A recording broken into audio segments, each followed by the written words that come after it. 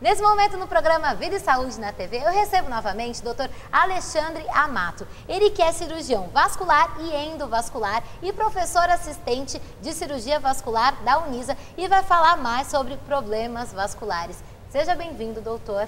Olá, Mari. Olá a todos. Obrigado pelo convite. Acho que o assunto de hoje aqui é muito pertinente e importante para todo mundo. Importantíssimo. E eu quero começar essa conversa falando se problemas vasculares podem causar derrames. Sim, Mari, existem problemas vasculares que podem sim causar derrames. Então, o nosso cérebro é irrigado por algumas artérias principais, como as carótidas e as vertebrais. Quando ocorre uma estenose, que é uma obstrução ou mesmo uma oclusão da artéria que irriga o cérebro, isso pode sim causar um derrame. Então, existem outras causas para derrame também, mas quando a causa é vascular, isso deve ser pesquisado e deve ser investigado e tratado por um especialista. E como evitar que se agrave até esse ponto, doutor? Então, o importante é, principalmente nos casos de quem teve um início de derrame, que é o chamado acidente isquêmico transitório.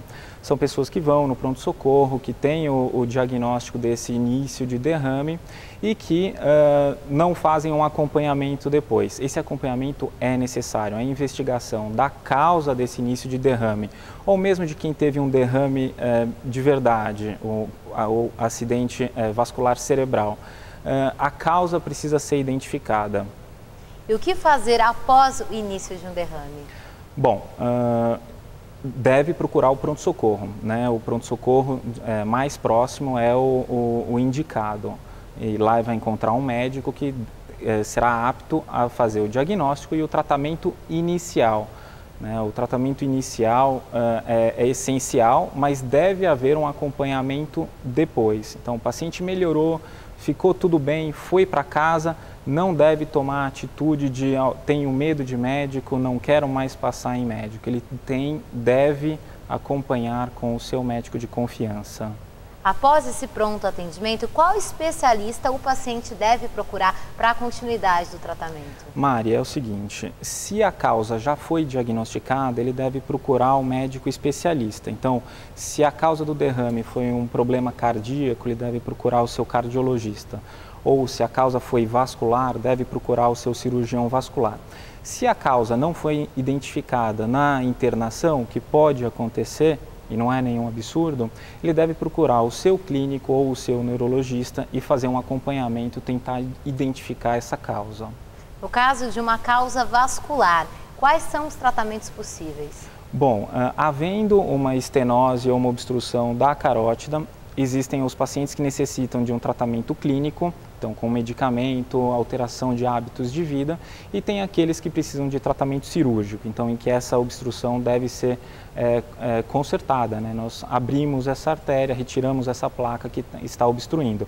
Então existe a cirurgia aberta, que é a cirurgia tradicional, em que há um corte no pescoço, existe a cirurgia endovascular, que é feita por punção, e cada uma com suas vantagens e desvantagens. Eu recomendo conversar com o seu especialista apto a realizar ambos os procedimentos para saber qual é o mais indicado no seu caso. Em todos os casos, quanto antes o especialista for chamado, mais fácil será essa intervenção, assim como a recuperação do paciente. Sem dúvida, doutor? Sem dúvida.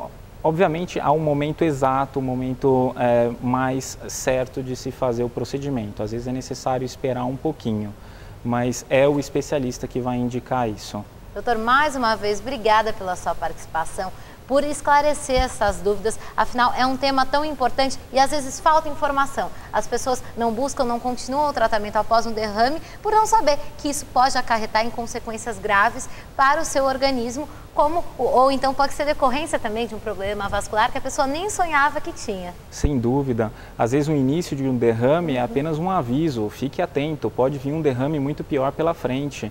Ou um derrame não quer dizer que não vá ter outro, então deve ser feito um acompanhamento e o tratamento necessário. Sim, esse é o alerta do Dr. Alexandre Amato. Muito obrigada pela sua participação. Muito obrigado.